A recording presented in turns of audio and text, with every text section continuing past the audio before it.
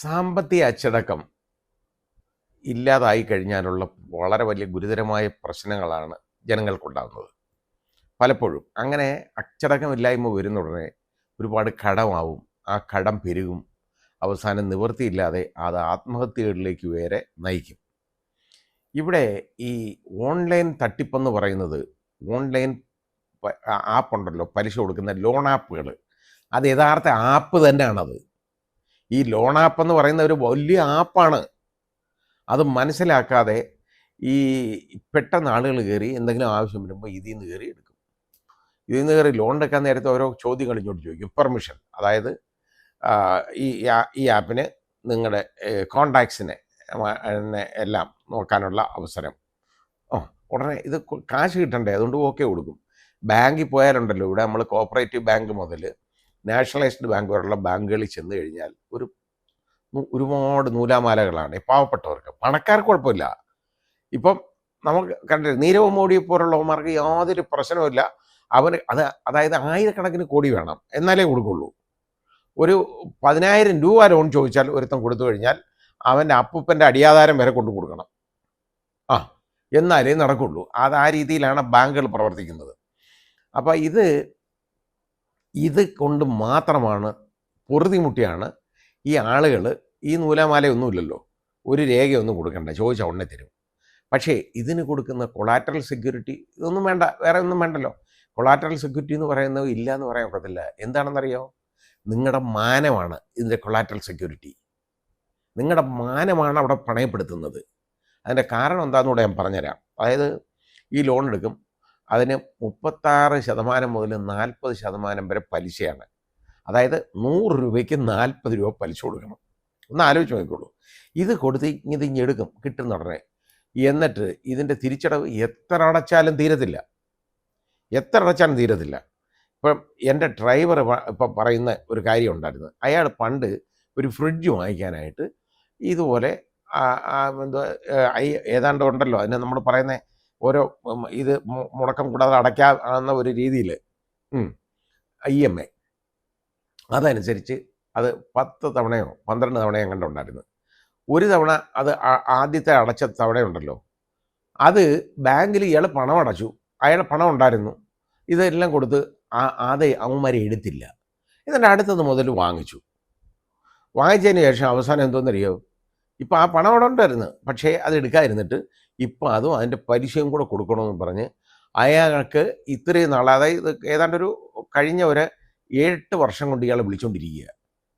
പല ആളുകളാണ് വിളിക്കുന്നത്. അത് ഓരോ കോള് ബ്ലോക്ക് ചെയ്താൽ വേറെ ആളുകൾ വരും. അതിൻ്റെ ആ കമ്പനിയുടെ പേര് ഞാൻ പറയുന്നില്ല. ഏതായാലും ഇതാണ് ഞാൻ പറഞ്ഞ, ഇത് അടച്ചാൽ തീരത്തില്ല, യവന്മാർ തീർക്കാൻ സമ്മതിക്കത്തില്ല. ഇപ്പം വേറെ ഒരുത്തനെ നീ ഒളിച്ചു പോയേക്കുന്നു, നാട് വിട്ടുപോയി, കാണാനില്ല, 24 വയസ്സുകാരനാണ്. സംഭവം എന്തെന്നറിയോ? ഇതേപോലെ ഒരു ലോൺ ആപ്പിൽ കയറി, ആപ്പിനകത്ത് കയറി 10,000 രൂപ എടുത്തു. അവസാനം ഇത് അടയ്ക്കാൻ മാർഗ്ഗമില്ല. കാരണം എൻ്റെ 2 അങ്ങോട്ട് അടച്ചു കഴിഞ്ഞപ്പോഴത്തേക്ക് അത് ഒന്നും മുടങ്ങി, ചീത്തവിളിയായി, ബഹളമായി. ഈ മാനം പോകുന്ന ഞാൻ പറഞ്ഞില്ലേ, മാനം കപ്പൽ കയറുമെന്ന്. എന്താ കാര്യം എന്നറിയാമോ? അത് നമ്മുടെ കോണ്ടാക്ട്സുമായിട്ടെല്ലാം ഇവർക്ക് ബന്ധം വരും. കാരണം ഈ പെർമിഷൻ എടുത്തിട്ട് നമ്മുടെ കോണ്ടാക്ട്സിനെ എല്ലാം സമീപിക്കാനുള്ള ഒരു റൈറ്റും കൂടെ നേടിയെടുക്കുകയാണ് ഈസി ആയിട്ട്. എടുത്തു കഴിഞ്ഞിട്ട് നമ്മുടെ വാട്സാപ്പിലെ ആളുകളുണ്ടെങ്കിൽ അത്, അതേപോലെ ഫോണിലെ കോണ്ടാക്ട്സ്, ഇത് മുഴുവൻ അവർക്ക് കിട്ടും. എന്നിട്ട് എന്താണെന്നറിയോ? നിങ്ങളുടെ തുണിയില്ലാത്ത പടമൊക്കെ ഉണ്ടല്ലോ, എഴുതി കണ്ട കോണ്ടാക്ട്സിനൊക്കെ അങ്ങ് അയക്കും. ഇതാണ് ചെയ്യുന്നത്. അത് ചെയ്യാൻ പോകുന്നതിന് അതും യഥാർത്ഥ പടമല്ല. കാര്യം തല മാത്രം നിങ്ങളുടേതായിരിക്കും, ശരീരം വേറെ ആയിരിക്കും. സ്ത്രീകളുടെ ആണെങ്കിൽ ഒന്ന് ആലോചിച്ച് നോക്കിക്കോളൂ. ഒരു സ്ത്രീയുടെ ശരീരം, നഗ്ന ശരീരം എടുത്തിട്ട് നിങ്ങളുടെ തലയെടുത്ത് അതിനകത്തോട്ട് കൊടുക്കും. മോർഫ് ചെയ്ത് കയറ്റുന്നതാണ്. അത് ഈസിയാണ് ചെയ്യാൻ, വളരെ ഈസിയാണ്. അപ്പോൾ ഇപ്പം ഇന്നത്തെ കാലത്ത് ഇത് ചെയ്യാൻ. അപ്പോൾ ഇതങ്ങോട്ട് ചെയ്തിട്ട് ആദ്യം നിങ്ങൾക്ക് തന്നെ അയച്ചു തരും. ഇത് ഞാൻ അയക്കാൻ പോകുമെന്ന് പറയും. കാല് പിടിച്ച് കരഞ്ഞ് എങ്ങനെയെങ്കിലും ഇതുപോലെ ചെയ്യും. ആ പയ്യനാണെങ്കിൽ എന്ത് ചെയ്യുന്നറിയോ? അവൻ അതിന് ഒരു വലിയ വട്ടിപ്പലിശക്കാരൻ്റെ കയ്യിൽ നിന്ന് പൈസ എടുത്തു ഇതടയ്ക്കാൻ. 10,000 രൂപയുടെ കടമടച്ച് തീർക്കാൻ ഏതാണ്ട് 25,000 രൂപ വട്ടിപ്പലിശയ്ക്ക് എടുത്തു. അതായത് ബ്ലേഡ് കമ്പനി എന്ന് പറയും. അതില്ലാതിരുന്ന കുറേ നാളായിട്ടൊന്ന് ഒതുങ്ങിയിരുന്നതാണ്. പക്ഷേ വീണ്ടും സജീവമാണിപ്പോൾ, ഇഷ്ടംമാതിരി ഉണ്ട്. പണ്ടത് രമേശ് ചെന്നിത്തല ഒന്ന് നിർത്തിയതായിരുന്നു. അത് ഏതായാലും വലിയ കാര്യമായിരുന്നു. അത് ഓപ്പറേഷൻ കുബേരയിലൂടെ. ഇപ്പം അതൊന്നും ഇല്ല. ഇപ്പം ഈ കുബേരന്മാർക്കൊക്കെ ഫ്രീ ആണ്, ഇഷ്ടമുള്ള പണിയെല്ലാം ചെയ്യാം, ഒരു കുഴപ്പമില്ല. രാഷ്ട്രീയ പാർട്ടിയൊക്കെ വല്ലപ്പോഴും ഒക്കെ ഇച്ചിരി കാശൊക്കെ കൊടുത്തുകൊണ്ടിരുന്നാൽ മതി. എത്ര പണം വേണമെങ്കിലും പലിശയ്ക്ക് കൊടുക്കാം, ബ്ലേഡ് നടത്താം, ബ്ലേഡല്ല കത്തി നടത്താം, അതും ചെയ്യാം. അപ്പോൾ ഏതായാലും ശരി, ഇതുപോലുള്ള പരിപാടികളാണ് വന്നുകൊണ്ടിരിക്കുന്നത്. അപ്പോൾ ഇത് എന്താ പറയുക, ഒരുപാട് പേരെ കോണ്ടാക്ട് ചെയ്യും. ഇപ്പം നമ്മൾ കണ്ട് ഈ പയ്യൻ നിതിൻ രാജിൻ്റെ നമ്മൾ കണ്ടല്ലേ, അവൻ്റെ ആത്മഹത്യ, അത് ആത്മഹത്യയാണോ കൊലപാതകമാണോ എന്താണെന്നൊന്നും അറിഞ്ഞുകൂടാ, അന്വേഷണം നടക്കുന്നേ ഉള്ളൂ. ഏതായാലും ശരി, അവനെ ഇതിന് തൊട്ട് മുമ്പ് ഏതാണ്ട് 1 മണിക്കൂറിന് മുമ്പ്, അവൻ്റെ ഈ മരണത്തിന് 1 മണിക്കൂർ മുമ്പ് അവനെ ഒരു വളഞ്ഞിട്ട് ആക്രമിക്കുന്നത് നമ്മൾ കണ്ടതാണ്. വളഞ്ഞിട്ട് ആക്രമിക്കുക എന്ന് പറഞ്ഞാൽ ശാരീരികമല്ല, അവനെ പ്രിൻസിപ്പലിൻ്റെ മുറിയിലേക്ക് വിളിച്ചു വരുത്തി ഒരു കൂട്ടം ആളുകൾ അങ്ങോട്ട് ഇരുന്നുകൊണ്ട് ക്വസ്റ്റ്യൻ ചെയ്യുകയാണ്. അതെല്ലാം എന്താണെന്നറിയോ, അവന് ഒരു ലോൺ എടുത്തതാണ് ഇതേപോലെ. എടുത്തപ്പോൾ ആ ലോണിൻ്റെ നമ്പരൊന്നും കൊടുത്തതല്ല, അവിടുത്തെ ഒരു ടീച്ചറുടെ നമ്പർ, അതിലേക്ക് ലത എന്ന് പറയുന്ന ടീച്ചറിൻ്റെ ഇവൻ്റെ കോണ്ടാക്ട്സ് ഫോണിൽ വളരെ കോണ്ടാക്ട്സ് കുറവായിരുന്നു അവന്. ആ ഉള്ള കോണ്ടാക്ട്സ് ഒക്കെ ഇവർക്ക് ആക്സസ് ഉണ്ട്.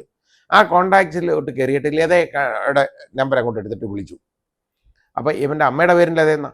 അപ്പോൾ ഇതങ്ങോട്ട് വിളിച്ചിട്ട് അവരെ അങ്ങ് ശല്യം ചെയ്യും. ഇനി വീണ്ടും വീണ്ടും വിളിച്ചുകൊണ്ടിരിക്കും, പൈസ അടച്ചില്ലെങ്കിൽ. ഇതാണ് ഭീഷണി. ഇനി വീട് കയറി അടിച്ച് കൊന്നുകളയും എന്നും പറഞ്ഞുള്ള ഭീഷണിയും വരും. വീട്ടിലെല്ലാവരും കൂടെ വരും എന്ന് പറഞ്ഞുള്ള ഭീഷണിയും വരും. ഇത് വലിയ ബന്ധപ്പാടാണ്. ബ്ലേഡുകാരായാലും ശരി, ഓൺലൈൻ ആപ്പുകളായാലും ശരി, ഇവർ ആളുകളെ പറഞ്ഞയക്കും വീട്ടിലോട്ട്. എന്തു ചെയ്യും? ഭാര്യയും കുഞ്ഞും അല്ലെങ്കിൽ പെങ്ങന്മാരും അമ്മയായിട്ടൊക്കെ താമസിക്കുന്നതായിരിക്കും. അവിടെ വന്ന് ഇവന്മാർ കാട്ടിക്കൂട്ടുന്ന വൃത്തികേടുകൾ എന്ന് പറയുന്നുണ്ടല്ലോ, വളരെ ബുദ്ധിമുട്ടാണ്. അപ്പോൾ ഇതിന് നമുക്ക് വേണ്ടതെന്ന് പറഞ്ഞാൽ, നമുക്ക് ക്ഷമയില്ല. പ്രത്യേകിച്ച് മലയാളികൾക്ക് എന്തും കിട്ടണം. അത് ഇച്ചിരി ഫ്രീ ആയിട്ട് കിട്ടിക്കഴിഞ്ഞാൽ എന്തായാലും ഇഞ്ഞു വായിക്കും. ഇത് ആരും ആരെയും സഹായിക്കാൻ വരുന്നതല്ലെന്ന് ആദ്യമേ മനസ്സിലാക്കണം. ഈ ആപ്പ് ഇങ്ങോട്ട് വരുന്ന ഉടനെ ഉണ്ടല്ലോ, ചാടിക്കറി അത് അടിക്കുന്നതിന് മുമ്പ് മനസ്സിലാക്കണം, ഇത് എന്നെ ഗുണപ്പെടുത്താൻ വരുന്നതല്ല, അവന് ലാഭം ഉണ്ടാക്കാൻ വേണ്ടി വരുന്നതാണ് എന്ന് നമ്മളൊന്ന് തിരിച്ചറിവ് വേണം. ആ തിരിച്ചറിവില്ലാത്തതാണ് പ്രശ്നം. അല്ല, നമ്മളെ സഹായിക്കാനല്ല ഈ വരുന്ന ഒന്നും.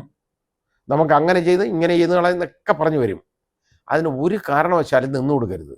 കാരണം ഇവനൊക്കെ ഇങ്ങോട്ട് അവനൊക്കെ വിളിക്കും, നമുക്ക് തിരിച്ച് അവനെ അങ്ങോട്ട് ഒന്ന് വിളിച്ചു നോക്ക്, നടക്കത്തില്ല, കിട്ടത്തില്ല. ഈ നമ്പർ ഇത് പ്രവർത്തനരഹിതമാണ് എന്ന് പറയും, അല്ലെങ്കിൽ ഇതിൽ ഇൻകമിങ് ഫെസിലിറ്റി ഇല്ല എന്ന് പറയും. ഇതാണ് സംഭവിക്കാൻ പോകുന്നത്. അങ്ങനെ ഏതെങ്കിലും ഒരു നമ്പറിൽ നിന്ന് ഇതുപോലെ വിളിച്ചു കഴിഞ്ഞാൽ, ഇങ്ങനെ ഒരു കാര്യം പറഞ്ഞു കഴിഞ്ഞാൽ തിരിച്ച് അങ്ങോട്ട് വിളിക്കാമെന്ന് പറയണം. തിരിച്ച് വിളിക്കാമെന്ന് പറഞ്ഞാൽ അവനെ വിളിച്ചാൽ കിട്ടത്തില്ല, ഒരിക്കലും കിട്ടത്തില്ല. അപ്പോഴും മനസ്സിലാക്കണം വലിയ കള്ളത്തരം അത് നടക്കാൻ പോകുന്നതെന്ന്. ഇത് ഈ ലോണാപ്പ് എന്നൊക്കെ പറഞ്ഞാൽ എവിടെ നിന്നൊക്കെയാണെന്നറിയോ, കൂടുതലും വെളിയിൽ നിന്നാണ്, മറ്റ് സംസ്ഥാനങ്ങളിൽ നിന്നാണ്. UP മുതലുള്ള UP, ബീഹാർ, അവിടെ തുടങ്ങിയിട്ടുള്ള പഞ്ചാബ്, അവിടെ നിന്നൊക്കെയാണ് ഈ വരുന്നത്. ഹരിയാന, ഇവിടെ നിന്നൊക്കെ വരും, ചണ്ഡീഗഡ്, അവിടെ നിന്നെല്ലാം വന്നുകൊണ്ടിരിക്കുന്നത്. ഇങ്ങനെ ഇത് മിക്കതും. അപ്പോൾ ഇത് വലിയൊരു റാക്കറ്റാണിത്, വൈറ്റ് കോളർ ക്രൈം എന്ന് നമുക്ക് പറയാം. അതുപോലെ വലിയൊരു റാക്കറ്റാണ്. ഇവർക്കറിയാം ഈ പണം കൊടുത്താൽ രേഖയൊന്നുമില്ല അതിലേക്ക് കൊടുക്കുന്നേ, അവർക്ക് തിരിച്ചു വാങ്ങിക്കാൻ അറിയാം. അതാ ഞാൻ പറഞ്ഞത്, നമ്മളെ മാനമാണ് അവിടെ നമ്മൾ പണയപ്പെടുത്തിക്കൊണ്ടാണ് ഇത് ചെയ്യുന്നത്. കാരണം നമ്മളെ അത്രയും ആക്ഷേപിക്കും, ഒരു മാർഗവുമില്ല.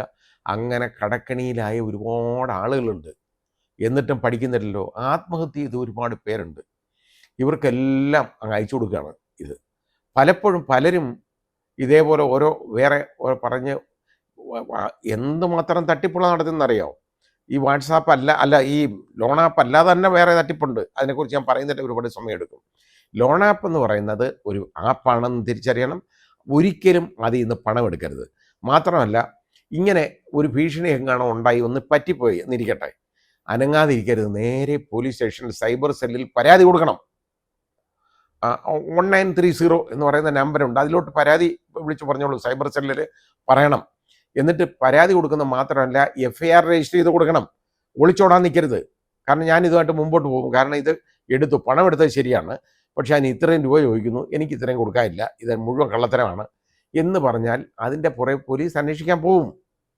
ഇത് ആരും മെനക്കെടാൻ വയ്യ എന്നുള്ളതുകൊണ്ട് പലരും ആനങ്ങത്തിൽ പോട്ട് അങ്ങ് കൊടുത്തേക്കാം, ചോദിക്കുന്ന പൈസ കൊടുത്ത പ്രശ്നമില്ലല്ലോ എന്നാവും. ഒരു 10,000 രൂപ കടമെടുത്തിട്ടുണ്ടല്ലോ, അവസാനം 50,000 രൂപ വരെ അടച്ചവന്മാരെ എനിക്കറിയാം. 10,000 രൂപ ഇതുവരെ കടമെടുത്തിട്ട് 50,000 രൂപ തിരിച്ചടച്ച്, എന്നാലും ബാധ്യത തീരത്തില്ല.